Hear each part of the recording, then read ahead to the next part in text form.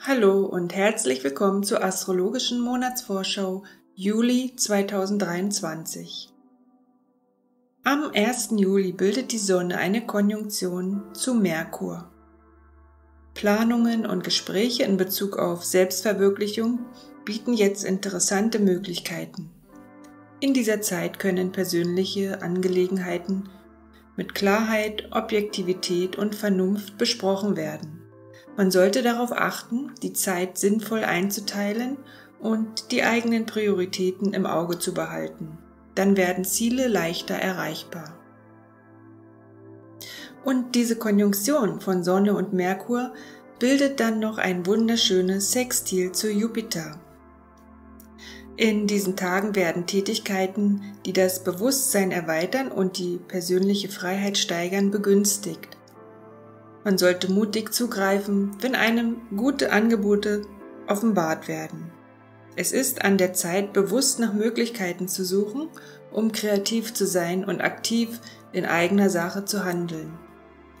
Eine allgemeine Atmosphäre von Toleranz und Großzügigkeit macht diese Tage angenehm und erfüllend. Es ist nun einfacher, Träume und auch Ziele zu verwirklichen. Außerdem kann man in dieser Zeit mutig vorangehen und die Grundlagen für eine erfolgreiche Zukunft legen. Gleichzeitig besteht die Möglichkeit, das eigene Wissen zu erweitern.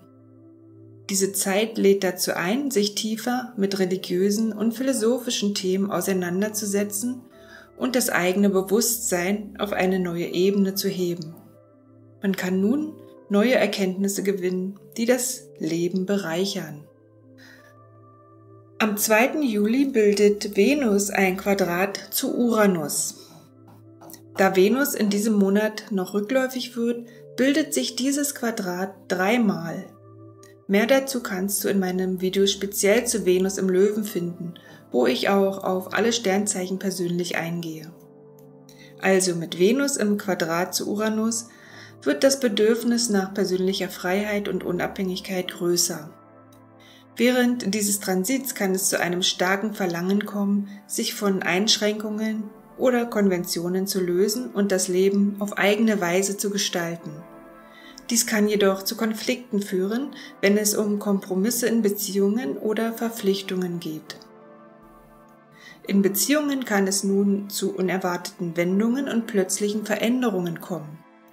Es kann zu Spannungen, Konflikten oder einer gewissen Unberechenbarkeit in romantischen oder auch sozialen Verbindungen führen.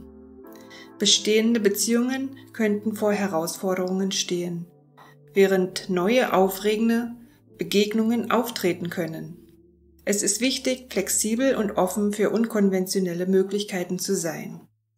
Außerdem neigt man jetzt zu impulsivem Verhalten und Risikobereitschaft. Es ist möglich, dass man in finanziellen Angelegenheiten unvernünftige Entscheidungen trifft oder impulsiven Versuchungen erliegt. Triff deine Entscheidungen in dieser Zeit gut überlegt, sonst kann es zu negativen Konsequenzen kommen. Es ist besser, die Energie dieses Quadrats in kreative Projekte zu stecken, anstatt unüberlegte oder überstürzte Veränderungen in der Partnerschaft vorzunehmen. Am 3. Juli um 13:38 Uhr haben wir einen Vollmond im Steinbock mit einer Opposition zu Merkur und einem Trigon zu Jupiter. Während des Vollmonds im Steinbock können wir eine verstärkte Fokussierung auf unsere Ziele und Ambitionen spüren. Es ist eine Zeit, in der wir uns bewusst werden, was wir erreichen möchten und welche Schritte wir unternehmen müssen, um unsere Ziele zu verwirklichen. Der Vollmond im Steinbock erinnert uns auch an die Wichtigkeit der Struktur und Organisation. Es kann uns helfen, unsere Prioritäten neu zu ordnen und unseren Lebensweg klarer zu sehen. Gleichzeitig kann der Vollmond im Steinbock auch eine Zeit der Ernsthaftigkeit und manchmal der Strenge sein. Es ist wichtig, sich selbst nicht zu hart zu beurteilen und auch auf das eigene Wohlbefinden und die emotionale Balance zu achten. Diese Konstellation kann zu einer gewissen inneren Spannung führen, da wir zwischen unseren emotionalen Bedürfnissen und unserem Verstand hin und her gerissen sein können. Wir könnten uns in einem inneren Konflikt befinden, der es schwierig machen kann, klare Entscheidungen zu treffen oder unsere Gefühle effektiv auszudrücken. Und mit dem Vollmond, mit der Opposition zum Merkur, sollten wir auf unsere emotionalen Bedürfnisse als auch auf unsere rationalen Gedanken achten.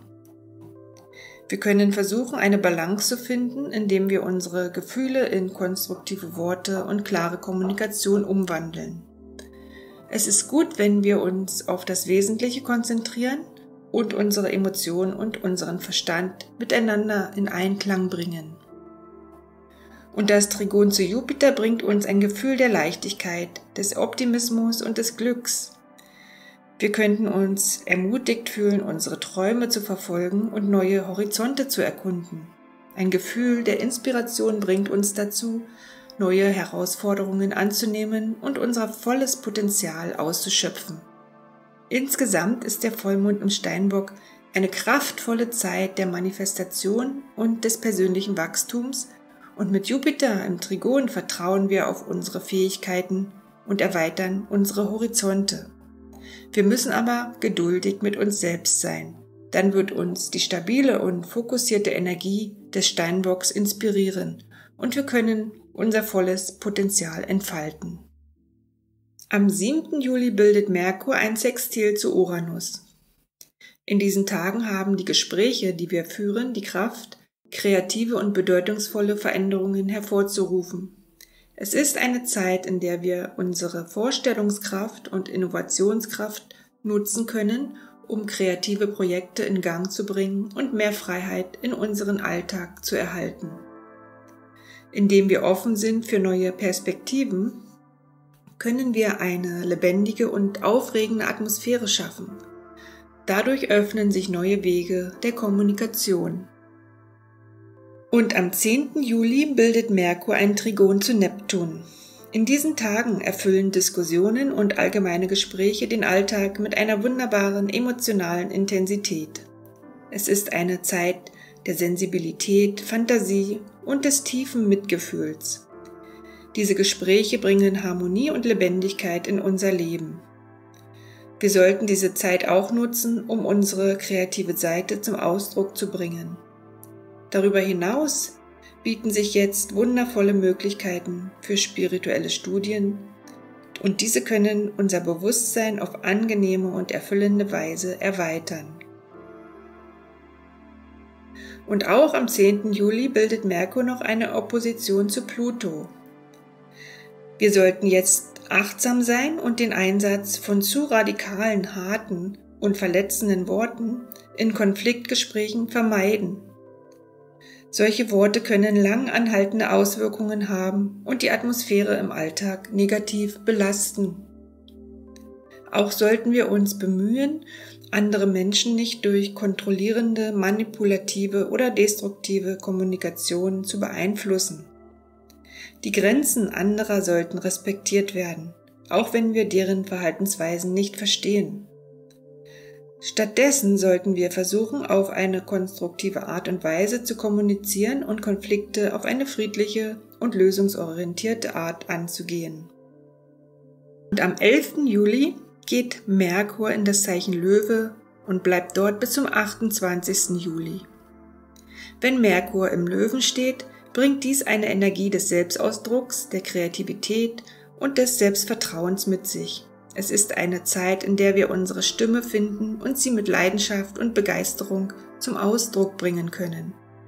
Der Merkur im Löwen verstärkt unsere Fähigkeit, unsere Gedanken und Ideen auf eine kreative und inspirierende Weise auszudrücken. Wir fühlen uns selbstbewusst und haben den Drang, unsere Meinungen und Ansichten mit anderen zu teilen. Unsere Worte können ansteckend wirken und andere motivieren.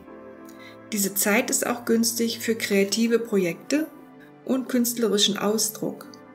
Wir sind bereit, unsere Talente und Fähigkeiten stolz zu präsentieren und uns in unseren kreativen Bestrebungen zu entfalten. Unser Selbstvertrauen und unsere Begeisterung helfen uns dabei, neue Ideen zu entwickeln und unsere Kreativität zum Ausdruck zu bringen. Gleichzeitig sollten wir darauf achten, nicht zu dominant oder egozentrisch zu sein. Der Löwe-Einfluss kann zu einem starken Bedürfnis nach Aufmerksamkeit und Anerkennung führen. Wir sollten uns bewusst sein, dass unsere Worte und Handlungen auch Auswirkungen auf andere haben und sollten darauf achten, dass wir andere nicht überschatten oder ignorieren. Wichtig ist auch, die Meinungen und Bedürfnisse anderer zu respektieren. Indem wir Worte und Handlungen mit Wärme und Großzügigkeit verbinden, können wir eine inspirierende und harmonische Atmosphäre schaffen. Am 15. Juli bildet die Sonne ein Sextil zu Uranus. In diesen Tagen bringen unerwartete Veränderungen eine kreative Belebung in unseren Alltag. Es ist eine Zeit, in der wir aktiv unsere persönliche Freiheit steigern können und wir sollten die Möglichkeiten, die sich uns bieten, ergreifen und für uns nutzen. Die Förderung unserer kreativen Selbstverwirklichung wird derzeit begünstigt. Es ist wunderbar zu sehen, wie plötzliche Veränderungen frischen Wind in unseren Alltag bringen und neue Möglichkeiten auftauchen. Es fällt nun auch leichter, sich von alten Vorstellungen und Grenzen zu lösen und sich der Fülle an Möglichkeiten hinzugeben, die sich jetzt bieten. Am 17. Juli bildet Merkur ein Quadrat zu Jupiter. In diesen Tagen kann unbedachte Kommunikation Probleme verursachen. Es ist wichtig, sich bewusst auf das Wesentliche zu konzentrieren und mit Bedacht zu kommunizieren. Man sollte nicht mehr versprechen, als man halten kann. Es ist verständlich, dass wir manchmal in unserem Eifer dazu neigen, übertrieben oder übermütig zu werden.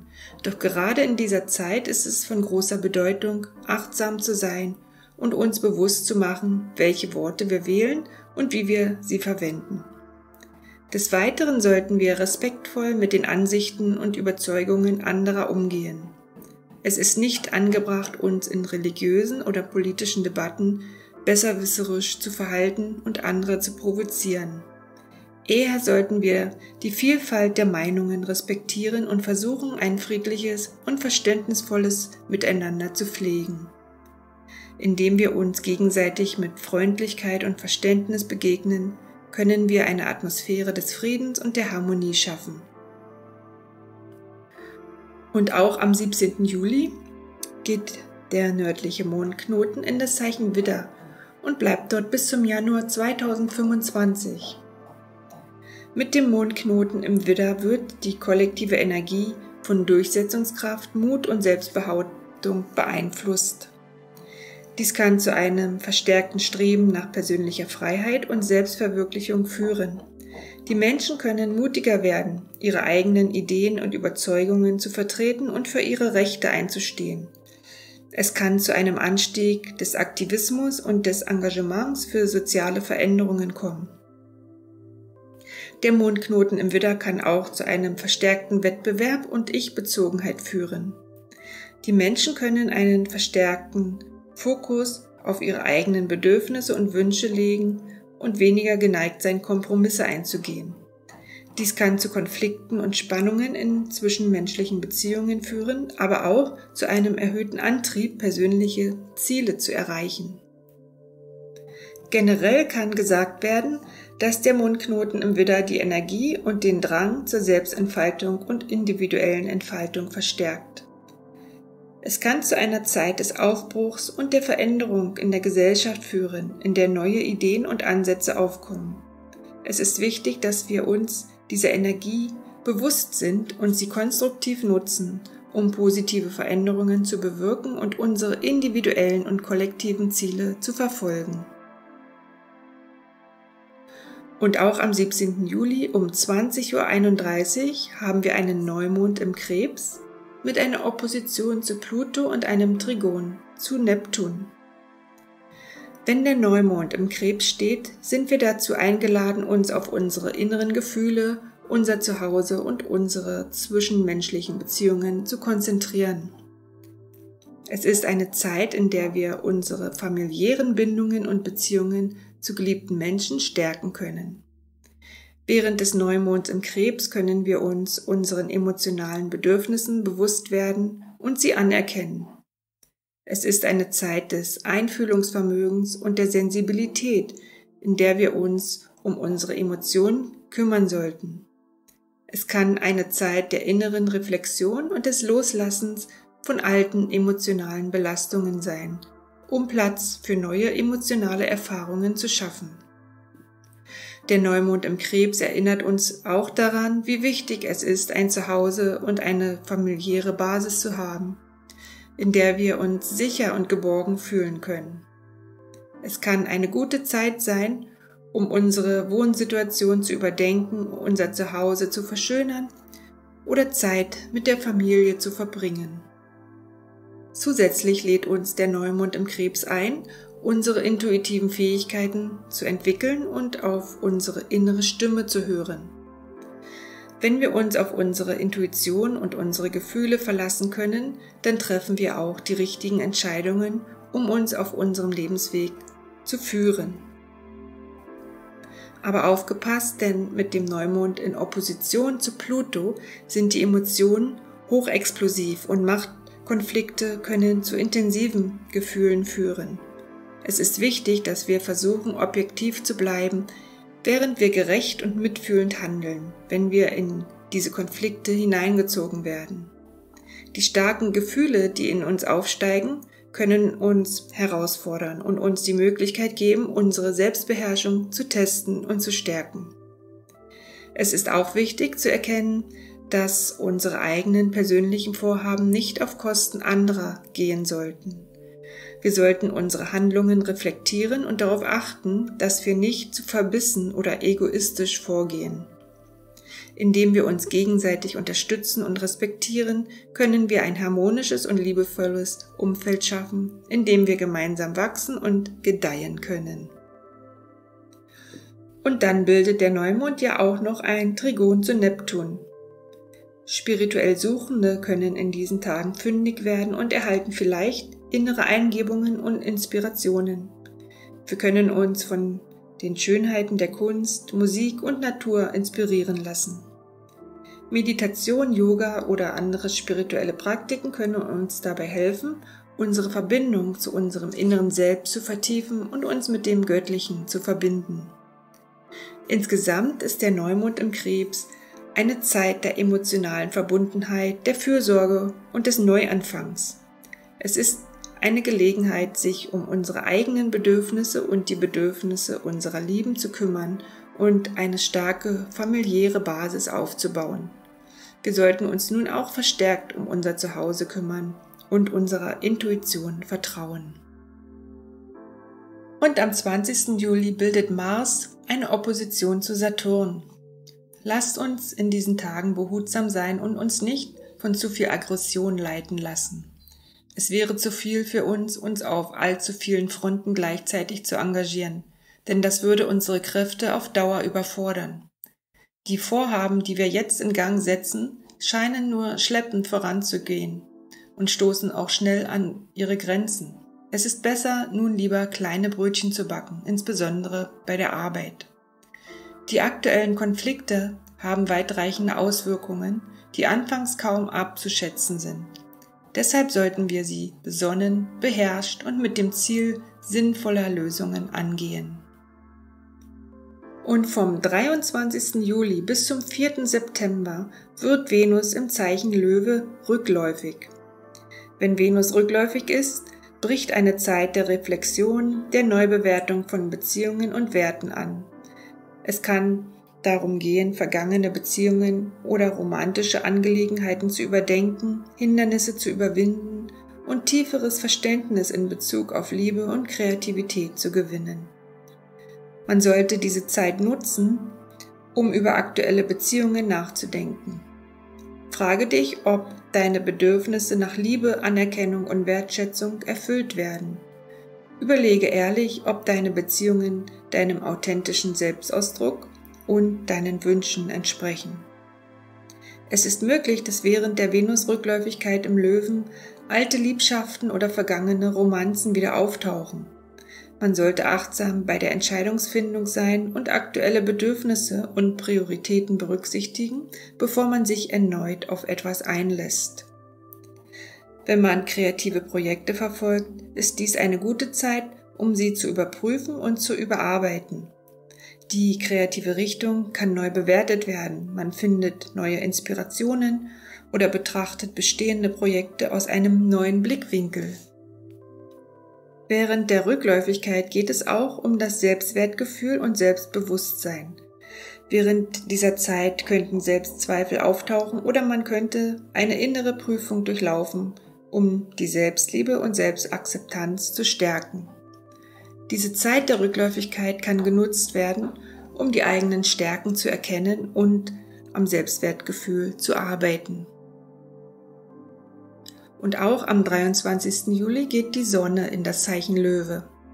Wenn die Sonne in das Zeichen Löwe geht, sind wir aufgefordert, unser eigenes Licht strahlen zu lassen und unsere einzigartigen Talente und Fähigkeiten zu präsentieren. Es ist eine Zeit, in der wir uns mit unserem inneren Kern verbinden und uns bewusst werden, wer wir wirklich sind. Wir werden ermutigt, unseren eigenen Wert anzuerkennen und selbstbewusst aufzutreten. Der Löwe ist ein Zeichen der Leidenschaft und des Stolzes. Während die Sonne im Zeichen Löwe ist, haben wir die Möglichkeit, unsere Leidenschaften zu entfachen und unsere kreativen Kräfte zum Ausdruck zu bringen. Wir können uns nun besser künstlerisch ausdrücken und unsere kreativen Projekte beschleunigen. Gleichzeitig geht es beim Löwen auch um Großzügigkeit und das Teilen unserer Strahlkraft mit anderen. Während dieser Zeit können wir anderen Menschen mit Wärme, Herzlichkeit und Großzügigkeit begegnen. Es ist jedoch wichtig, nicht in übermäßigen Stolz oder Arroganz zu verfallen. Wir sollten unseren eigenen Wert erkennen, ohne andere herabzusetzen, und uns bewusst sein, dass jeder seine einzigartigen Qualitäten und Geschenke hat. Und auch am 23. Juli bildet Merkur ein Quadrat zu Uranus. In diesen Tagen ist es wichtig, dass wir uns vor überhastetem und unüberlegtem Handeln in allen Bereichen des Lebens in Acht nehmen. Wenn wir zu schnell planen, denken und sprechen, können wir Fehler machen und uns nervös fühlen. Es besteht auch die Möglichkeit von technischen Problemen, die den Alltag negativ beeinflussen können. Um diese Herausforderungen zu bewältigen, sollten wir uns mehr Zeit für unsere täglichen Aufgaben nehmen und uns auf das Wesentliche konzentrieren. Es ist wichtig, dass wir uns beruflich, kommunikativ und sozial auf das konzentrieren, was wirklich wichtig ist.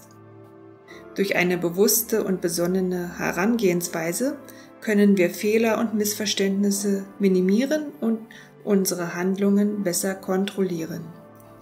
Es ist auch wichtig, auf unsere innere Stimme zu hören und auf unsere Intuition zu vertrauen.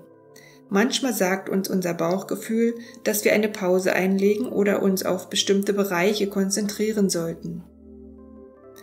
Indem wir uns Zeit für uns selbst nehmen und auf unsere Bedürfnisse achten, können wir uns besser auf das konzentrieren, was uns wirklich wichtig ist. Und am 27. Juli bildet Merkur auch noch eine Konjunktion zu Venus. Dieser Transit fördert die soziale Anpassungsfähigkeit und die Fähigkeit, sich gut mit anderen auszutauschen. Es kann leicht sein, neue Kontakte zu knüpfen und sich in sozialen Gruppen wohlzufühlen. Gespräche können angenehm und leicht fließen, wodurch es einfacher wird, positive Verbindungen herzustellen. Auch ist nun die Kommunikation von Gefühlen und Emotionen erleichtert. Es kann einfacher sein, Liebe, Zuneigung und Wertschätzung verbal auszudrücken. Die Worte können liebevoll, charmant und anziehend sein, was zu harmonischen und angenehmen sozialen Interaktionen führt. Außerdem interessiert man sich jetzt mehr für Kunst, Musik, Literatur oder ähnliche Bereiche.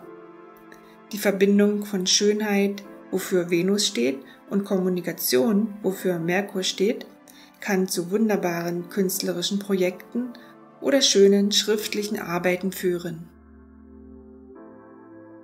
Und am 28. Juli geht Merkur in das Zeichen Jungfrau und bleibt dort bis zum 5. Oktober. Merkur bleibt ziemlich lange im Zeichen Jungfrau, denn er wird Ende August rückläufig. Dazu aber dann mehr im nächsten Monat. Merkur, der Herrscher des Verstands und der Kommunikation, findet in der Jungfrau ein passendes Umfeld, um seine Fähigkeiten zum Ausdruck zu bringen. Wir werden ermutigt, gründlich zu denken, Informationen zu analysieren und logisch zu argumentieren. Es ist eine Zeit, in der wir uns auf die Details konzentrieren und eine sachliche und methodische Herangehensweise an Probleme annehmen. Während Merkur in der Jungfrau ist, werden wir wahrscheinlich mehr Wert auf Ordnung, Organisation und Effizienz legen. Wir können eine erhöhte Produktivität und eine bessere Fähigkeit zur Problemlösung erleben. Unser Fokus liegt darauf, praktische Lösungen zu finden und unsere Gedanken in konkrete Handlungen umzusetzen. Ja, meine Lieben, das war's für den Monat Juli. Ein Monat voller Veränderungen und Gelegenheiten. Genieße die Zeit mit lieben Menschen. Vielen Dank fürs Zuschauen. Ich würde mich freuen, wenn du meinen Kanal abonnierst und mir auch ein Like dalässt. Alles Liebe. Bis bald.